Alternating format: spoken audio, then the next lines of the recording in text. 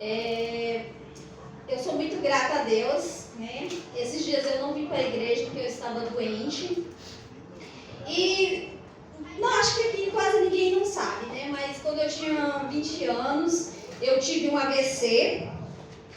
Fiquei toda torta, mas pela misericórdia de Deus não ficou nada nem sequelas. Mas esses dias eu tive uma dor de cabeça muito forte. E eu fui para o hospital, né? E na minha mente eu só dizia assim: Senhor, dá mais uma oportunidade. Porque eu já sei como eu fiquei antes. Eu falava: Deus, dá mais uma oportunidade. E muitas vezes a gente precisa de mais uma oportunidade de Deus. Para estar na casa dele, mais uma oportunidade de Deus para dizer para as pessoas o quanto a gente ama elas. E muitas vezes a gente perde tempo guardando mágoa, rancor. E talvez aquele dia seja o seu último dia.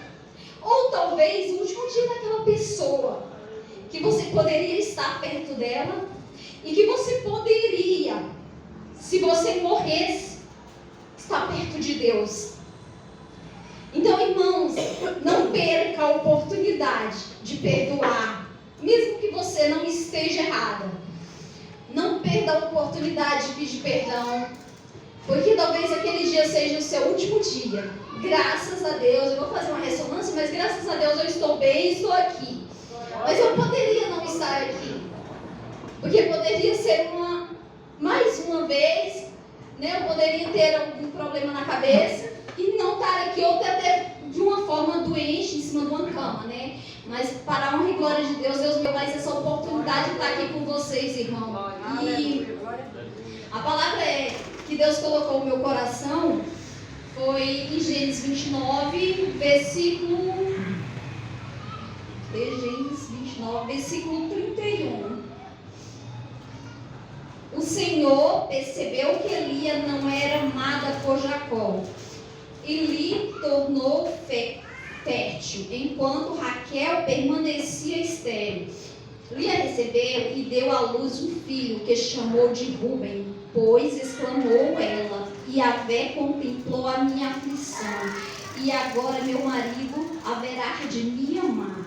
Lia engravidou de novo, e assim que deu à luz, outro menino exaltou, porque o Senhor observou que Lia era desprezada, e deu mais este filho, pelo que chamou de Simeão.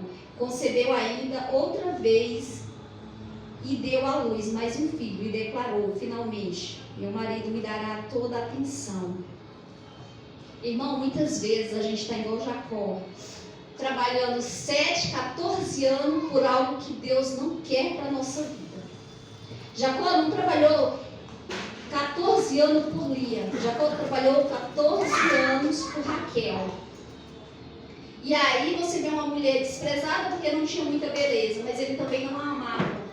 E veio o Senhor e achou graça em Lia. E daquela mulher desprezada, o Senhor fez uma nação. Os descendentes de Lia, eles foram líderes de Israel. E aí a gente se pergunta, gente, muitas vezes a gente está no lugar de Lia. É na nossa casa, é no nosso trabalho. Às vezes até a gente nasce numa família que a gente não era bem-vinda. E continua sem ser bem-vinda por longos anos. Até a gente conhecer esse Deus maravilhoso que chama a gente pelo nome, que diz que nos ama, que diz que tem prazer em que a gente tenha um vínculo com Ele, tem intimidade com Ele. E aí a gente fica pensando assim, quantas vezes nós estamos na contramão daquilo que Deus quer para a nossa vida? Quantas vezes Deus está dizendo para nós: filho, vai por esse lado, vai pelo lado direito, e a gente quer entrar em uma viela que não é favorável, que não é bom para a gente. Então Jacó trabalhou 14 anos por algo que não era para a vida dele, porque o que Deus tinha para a vida dele era Lia, mas os olhos dele não conseguiam contemplar. Mas graças a Deus que nosso Deus é um Deus misericordioso, que mesmo na nossa rebeldia, mesmo a gente indo totalmente ao contrário, Deus ainda tem prazer em nos abençoar e voltar a gente para o caminho que Ele quer. Talvez você olhe para duas mulheres e você vê duas mulheres e você fala assim: poxa, eu não queria estar no lugar de Lia.